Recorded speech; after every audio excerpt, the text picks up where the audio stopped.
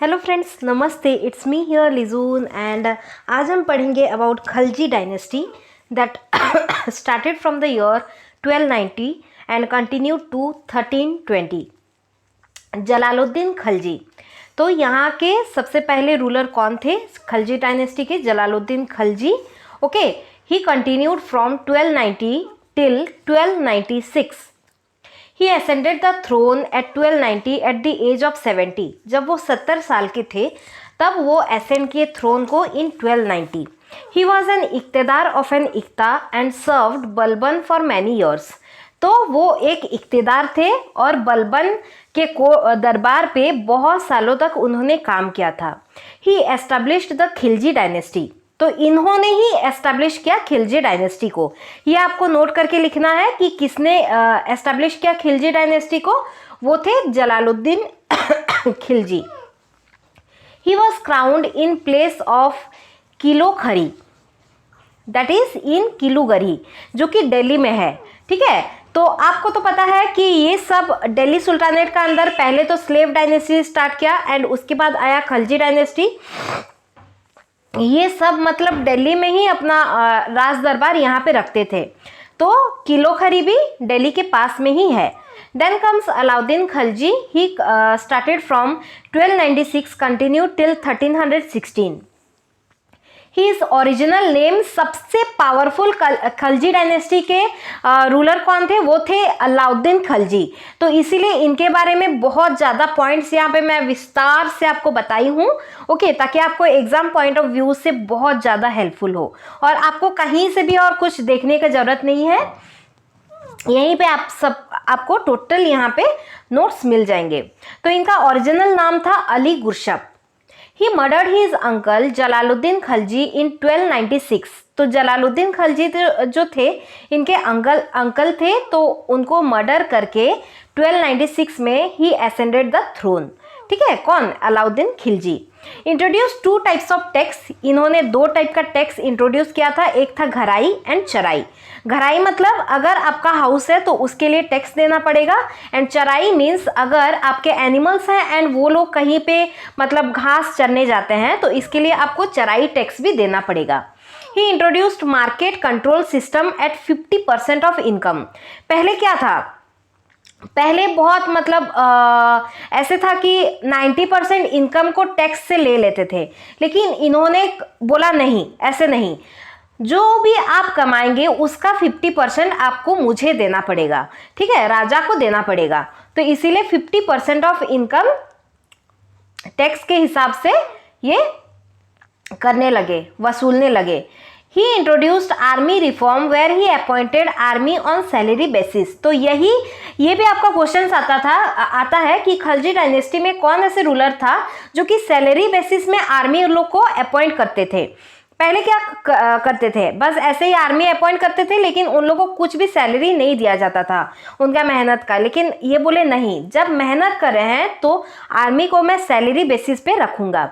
तो इन्होंने salary basis पे उन्हें रखा। यही वो रूलर थे जो कि सैलरी बेसिस पे आर्मी को अपॉइंट किए। ही इंट्रोड्यूस्ड दाग एंड हुलिया सिस्टम। तो इन्होंने दाग और हुलिया सिस्टम को भी इंट्रोड्यूस किया। दाग मतलब क्या? जो भी हॉर्सेस थे इनके, उन पे स्टैंप लगता था ताकि पता चले कि ये राजा के हॉर्सेस हैं। एंड हुलिया system, uniform of army.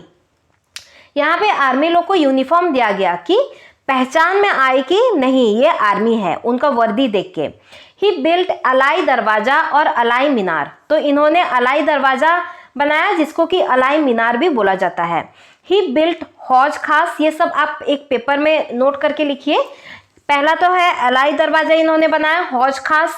He built चोर मीनार, बिल्ट जमैयत खाना। ही मेड हिज कैपिटल सीरी। तो इन्होंने अपना कैपिटल कहाँ बनाया था? सीरी में। फिर इन्होंने सीरी में एक सीरी फोर्ट भी बनाया, क्योंकि पहले क्या होता था, राजा जहां अपना कैपिटल बनाते थे वहां एक अपना फोर्ट भी बनाते थे। Made 1000 situns place of 1000 pillars. तो 1000 सितून्स भी ये बनाए थे। 1000 सितून्स क्यों बोला जाता था? क्योंकि 1000 पिलर्स थे वहां पे। He was the first sultan to marry Indian princess. तो मुस्लिम में यही पहले सुल्तान थे जो कि इंडियन प्रिंसेस को शादी किए थे। एंड आफ्टर मैरिज रानी को वो हरम पर भेज दिए। He bought Malik money from a commander and offered him 1000 दिनार्स।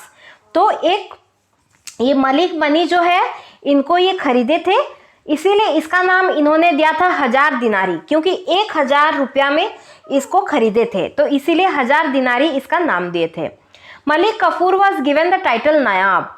तो बाद में मलिक कफूर को टाइटल दिया गया कि नायाब, उसका टाइटल दिया गया। Later Alauddin Khilji was killed by Malik Kafur. तो बाद में क्या हुआ, मलिक कफूर को ये बहुत प्यार करते थे, अपने बच्चे के तरीके से रखते थे। बोला जाता है कि कुछ अवैध संबंध भी था इन दोनों के बीच, वो तो नहीं पता, जो कि हिस्टोरियंस पहले बोले हैं। तो उनको ये सब मतलब कैसे रण युद्ध में कैसे युद्ध करना है, सब कुछ, ये तलवार का भी सब उसको जो है ट्रेनिंग्स दिए थे, बहुत अच्छे से सिखाए थे। तो बाद में मलिक कफूर ही इनका कत्ल करके वो खुद राजा बनने की लालच में चला जाता है। अमीर Khusro and Amir Hasan resided in his court. तो अमीर खुसरो जो कि एक सिंगर थे, ठीक है, एंड अमीर हसन ये दोनों ही सिंगर थे, रिसाइडेड इन हिज कोर्ट, इन्हीं के कोर्ट पे ये काम करते थे। Amir Khusro was named the parrot of India. इनको पैरट ऑफ इंडिया बोला जाता था क्योंकि ये बहुत अच्छा गाना गाते थे। And use to play sitar, बहुत अच्छा सितार बजाते थे। Amir Khusro accompanied Alauddin Khilji on Chittor expedition. तो जब चित्तौर एक्सपेडिशन के लिए अलाउद्दीन खिलजी निकले तो उनके साथ और कौन एक्कम्पनी किए, अमीर Khusro.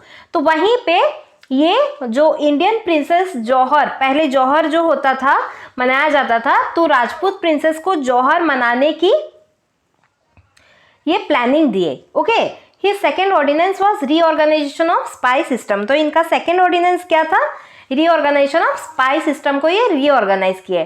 Third ordinance was prohibition of wine. तो वाइन को ये सख्त खिलाफ थे, इसीलिए प्रोहिबिट कर दिया टोटली। थर्ड ऑर्डिनेंस इनका ये था। He was the first Sultan of Delhi who separated religion from politics। तो ये बोले रिलीजन को हम नहीं मिलाएंगे पॉलिटिक्स पे, ठीक है, कि इसका परदादा, इसका परदादा, इसका बेटा, ऐसे नहीं होगा, ऐसे नहीं हो सकता है, ऐसे नहीं चलेगा। जिसका पावर रहेगा वही मतलब पॉलिटिक्स पे उतरेगा। The Somnath temple was rebuild in the mid 12th century. आपको पता ही है सोमनाथ टेम्पल फिर से रीबिल्ड हुआ मिड 12th सेंचुरी।